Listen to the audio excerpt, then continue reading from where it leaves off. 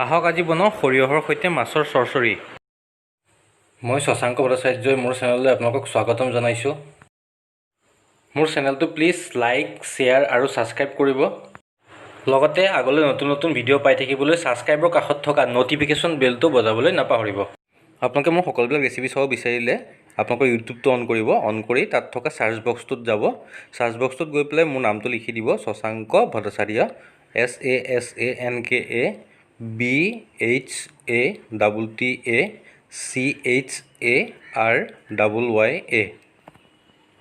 এতিয়া নামটো লিখি এণ্টাৰ কৰি দিব। এতিয়া মোৰ নামটো আহিব, মোৰ নামটোৰ ওপৰত ক্লিক কৰি দিব। ক্লিক কৰিলে আপোনালোকে ভিডিঅ'ৰ অপশ্যনটো পাব। ভিডিঅ' অপশ্যনটোত ক্লিক কৰিব। ইয়াতে মোৰ সকলোবিলাক ৰেচিপি চাবলৈ পাব।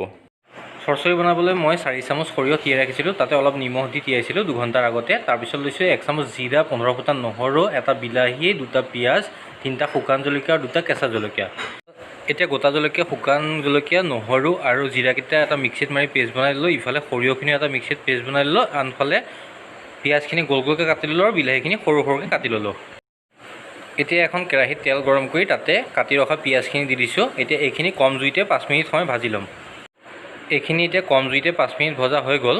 এতিয়া ইয়াতে মই দি দিম জলকীয়া নহৰুৰ পেষ্টটো, আৰু এইখিনি মই আকৌ কম জুইতে 2 মিনিট সময় ভাজি ল'ম। 2 মিনিট কম জুইতে ভজাৰ পিছত ইয়াতে মই সৰুকৈ কাটি ৰখা বিলাহীখিনি দি দিছোঁ। এতিয়া ইয়াত দিম সোৱাদ অনুপাতে নিমখ, 1 চামুচ হালধি, আধা চামুচ জিৰা গুড়ি, আধা চামুচ কিটচেন কিং মছলা আৰু 1 চামুচ ৰেড চিলি পাউডাৰ। এতিয়া এই সকলোখিনি ভালদৰে মিক্স কৰি পেলাই মই কম জুইতে আকৌ 3 মিনিটমান সময় ভাজি ল'ম, বিলাহীখিনি গলি যোৱালৈকে। এইখিনি কম জুইতে 3 মিনিটমান সময় ভাজিলোঁ। বিলাহীখিনি অলপ গলিবলৈ ষ্টাৰ্ট হৈছে। এতিয়া ইয়াতে দি দিলোঁ বটি ৰখা সৰিয়হখিনি। এতিয়া এই সৰিয়হখিনি মই কম জুইতে আকৌ 5 মিনিটমান সময় ভাজি ল'ম। এইখিনি কম জুইতে 5 মিনিট ভজা হৈ গ'ল। এতিয়া ইয়াতে মই দি দিম জোখ অনুপাতে অলপ পানী।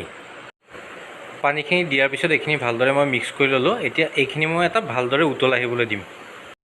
মই আগতীয়াকৈ অলপমান সৰু মাছ ভাজি ৰাখিছিলোঁ।